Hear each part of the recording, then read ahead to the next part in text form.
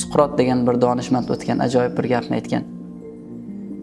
Mening donishmandligim hech narsani bilmasligimni bilishimdadir degan.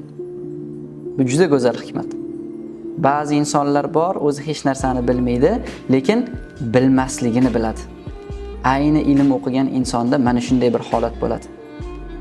Hech narsani bilmasligini, ilm bepoyon ekanligini anglaydi va o'zini men juda ham kam narsani bilaman deb hisoblab qoladi. Yana shunday insonlar borki, o'zi hech narsani bilmaydi, lekin bilmasligini ham bilmaydi. Mana bu inson haqiqiy johil bo'ladi. O'zini bildim deb o'ylaydi. Men har narsaga aqlim yetadi deb o'ylaydi. Ayni insonni ilm o'qimaganligi mana shu joydan ham ma'lum bo'ladi. Odamlar bilan suhbatga kirishar ekansiz, o'zlarini xuddi dunyodagi jamiki ilmlarni bir o'zida jamlagandek tutadiganlar bor. Har bir gap so'zlarda shu narsani ta'kidlashga, o'zini naqadar ko'p o'qiganligi, ko'p suhbatlar eshitganligini bildirishga harakat qiladigan insonlar bor.